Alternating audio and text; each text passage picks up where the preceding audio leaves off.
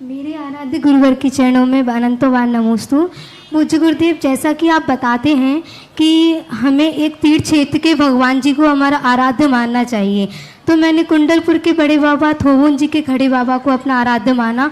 तो हमारे जो गंज मंदिर जी के मूल नायक भगवान जी हमारे नगर के इष्ट देव, तो उनसे हम कैसे अपना संबंध बनाएं भगवान जी से। कभी भी हमारे जीवन में सुख आता है या दुख आता है तो भगवान जी से हम किस अंग को देखकर भगवान जी से हमें अपनी बात रखनी चाहिए, कृपया कर जिज्ञासा का समाधान करिए।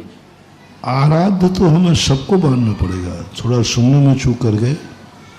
आराध्य तो हमारे सब हैं जितने तीर्थ क्षेत्र हैं सब आराध्य हैं, जितने गुरु महाराज साधु संत हैं वे सब आराध्य हैं, आराधना योग्य हैं। लेकिन हमने कहा था इष्ट देव, सभी साधु आराधने के योग्य होते हैं लेकिन गुरु पूजा के योग्य होते हैं। आराधना में और पूजा में बहुत अंतर होता है। पूजा उपकारी की जाती है और आराधना गुणों की जाती है। नमो लोहे ये हमारी आराधना है, ये हमारा जाप है, संसार के सभी लोग। लेकिन ये सभी लोग हमारे लिए गुरु नहीं है। गुरु वही है जो हमारे लिए उपकार, तो इष्ट देव बोलते हैं। आपकी भाषा में हमने कहा था इष्ट देव। आपका इष्ट देव कौन है? और इष्ट देव का अर्थ होता है जब भी तुम्हारे यहाँ कोई भी शुभ कार्य हो, सबसे पहले धूप और श्रीफल जिसको दिया जाता है उसका नाम है इष्ट देव।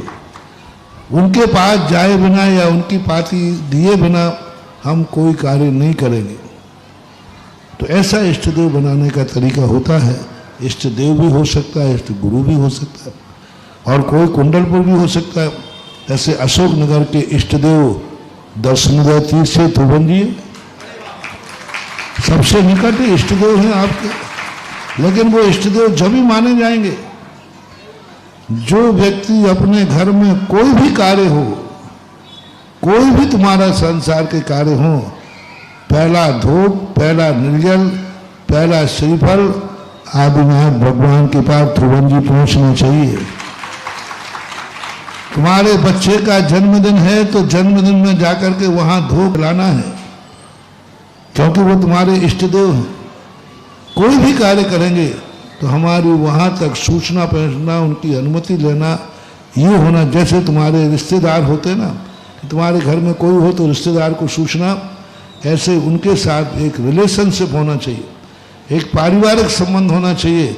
हम उनके बिना कोई भी काम नहीं करेंगे और वहाँ जाकर के धूप देना चाहिए। ये पहले राजा महाराजाओं में ये था। राजस्थान में आमेर है, आमेर का राजा, कम से कम आमेर वहाँ से 20-25 किलोमीटर पड़ती है। आमेर का राज्य था सांगनेर, जयपुर तो था ही नहीं 12वीं शताब्दी में।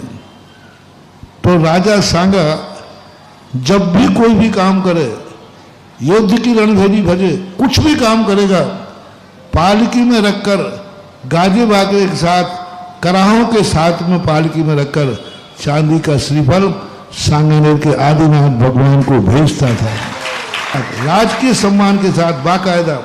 और वो श्रीफल यहाँ चढ़ता था, तब जाकर के वहाँ पर कोई कार्य शुरू होता था। ये कहलाता है इष्ट देव। तो ऐसे इष्ट देव बनाने का तरीका होता। इष्ट गुरु, इष्ट नमोकार मंत्र। अब नमोकार मंत्र इष्ट है, कोई भी काम करेंगे पहले वो मंत्र पढ़ेंगे तब काम शुरू होगा, ऐसा नहीं। पूज्य गुरुदेव, आपने सुख का तो बता दिया, दुख का कैसे? हमारे जीवन में कभी कोई दुख आता है तो हम भगवान जी से कैसे अपनी बात रखें? दुख रखने के लिए हमें मां सूचना देना है, आगे कुछ नहीं करना। उनके चरणों में सूचना पहुंच गई बस, उससे आगे हमारा कोई दायित्व नहीं है। और मेरा तो सिद्धांत यही है, और कबीर ने यही कहा है, सुख में सुमरन जो करे तो दुख काहे होए। इसलिए मैंने सुख का रास्ता बता दिया जिससे दुख आवे ही नहीं।